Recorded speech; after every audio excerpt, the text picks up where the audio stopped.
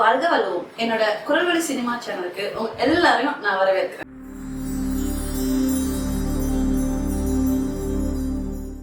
இன்னைக்கு நம்ம பார்க்க போற படம்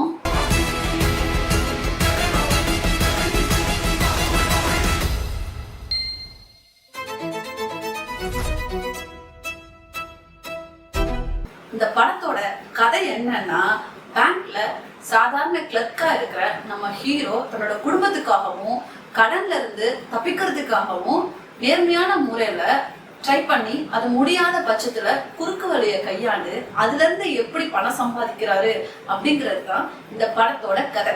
இப்படியெல்லாம் நடக்குமானா நடக்கும். இது ஆக்சுவலா உண்மையாவே நடந்த கதை தான். ஸ்கேம் அப்படிங்கிற வெப் சீரிஸ்ல ஹர்ஷா மேத்தாவோட எழுச்சியும் வீழ்ச்சியும் பத்தி காமிச்சிருப்பாங்க. அதை பார்த்தவங்களுக்கு இந்த படம் ஈஸியா கனெக்ட் ஆகும். அந்த ஹர்ஷா மேத்தா கிட்ட மாட்டிக்கிட்ட ஒரு பேங்கரோட கதையத்தான் இங்க கற்பனையும் உண்மையும் கலந்து நம்ம துல்கர் சல்மானுக்கு பண்ணிருப்பாங்க. 5000 crores. சார், இது கால்குலேஷன் எரர் இல்ல. நம்ம அக்கவுண்ட்ல 574 crores மிஸ் ஆயிருக்கு. வாட்? ஆமா சார். அது என்னமோ தெரியல, நம்ம டிக்யூக்கு இந்த மாதிரி கேரக்டர் சூப்பராகவே செட் ஆகுது. ஏன்னா இந்த படத்தோட கிளைமேக்ஸ்ல ஒரு டைலாக் சொல்லியிருப்பாரு, சூதாட்டத்துல எவ்வளவு நல்லா ஆடுறோன்றது முக்கியம் இல்லை, எப்ப அந்த ஆட்டத்தை நிறுத்துறோன்றது தான் முக்கியம். கண்ணும் கண்ணும் கொள்ளை எடுத்தால் படத்துல கூட இதே மாதிரிதான் ஒரு டைப் ஆஃப் திருட்டு ஸ்டார்ட் பண்ணுவாங்க, அதுக்கப்புறம் ஒரு ஸ்டேஜ்ல நிறுத்துவாங்க, திரும்ப அதுக்கப்புறம் வேற டைப் ஆஃப் திருட்டு வந்து ஸ்டார்ட் பண்ணுவாங்க. ஏதோ பயங்கரமா பிளான் பண்ணி பண்றோம்னு நினைச்சு சப்பையா மாட்டிருப்போம். மாட்டிந்தா சீன் ஆயிருக்கும். ஒரு என்ன எல்லாத்துக்கும் பிரேக் விட்டுட்டு சின்சியரா ஷாப்பிங் பண்ணலாமா? சிறப்பான தரமான சம்பவங்களை இனிமே தான் பார்க்க போறோம். சோ இந்த கேரக்டர் சூப்பராகவே செட் ஆகும். குரூப் அப்படிங்கிற படத்துல கூட நெகட்டிவ் ஷேர் கேரக்டர் பண்ணிருப்பாரு.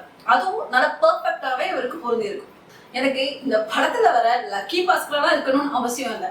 அந்த லக்கி பாஸ்கருக்கு தங்கச்சியாவோ இல்ல தம்பியாவோ பறந்துருக்கலாம். ஏன்னா அந்த சுரண்டுறாங்க, குஷ்டமே வந்துடும் போல. ஏ ரகு அண்ணே, மணி அண்ணே, உதா அண்ணே, எல்லாரும் சீக்கிரமா ஓடி வாங்க. என்னண்ணே இதெல்லாம்? பாரு, ஐ புடவை, ஐ பேண்ட் ஷர்ட், ஐ ட்ரவுசர் சொக்கா. சரி, ஓகே. இப்ப நம்ம சேனலோட கான்செப்ட்டுக்கு வரும். இந்த படத்துல நம்ம ஹீரோக்கு ஸ்டார்டிங்ல பொருளே, அதாவது அவர்கிட்ட பணமே இருக்காது. அப்ப ஒருத்தவனும் மதிக்க மாட்டாங்க, சொந்தக்காரங்க மதிக்க மாட்டாங்க, பக்கத்து வீட்டுக்காரங்க மதிக்க மாட்டாங்க, கூட இருக்க எவனுமே மதிக்க மாட்டாங்க. ஆனா ஒன்ஸ் காசு பணம் எல்லாம் வந்ததுக்கு அப்புறம் லைட்டை தேடி வர பூச்சி மாதிரி, இனிப்பை தேடி வர ஈங்க மாதிரி மொய்யும் மொய்யும் மொய்யும் முச்சுக்கிட்டு வந்துருவானுங்க. இதவே நம்ம வள்ளுவர் எப்படி சொல்லியிருக்காருன்னா,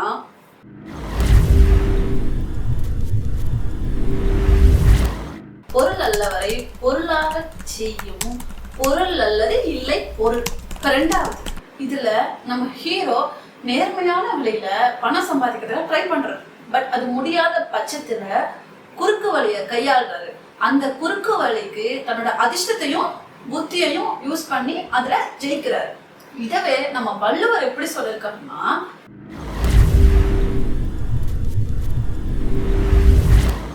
நல்லவையெல்லாம் தீயவாம், தீயவும் நல்லவாம், செல்வம் சேர்க்கு.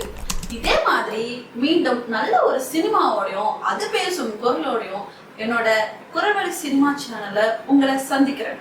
இந்த வீடியோ உங்களுக்கு பிடிச்சிருச்சுன்னா லைக் பண்ணுங்க, ஷேர் பண்ணுங்க, மறக்காம சப்ஸ்கிரைப் பண்ணுங்க. வாழ்க வள்ளுவோம்.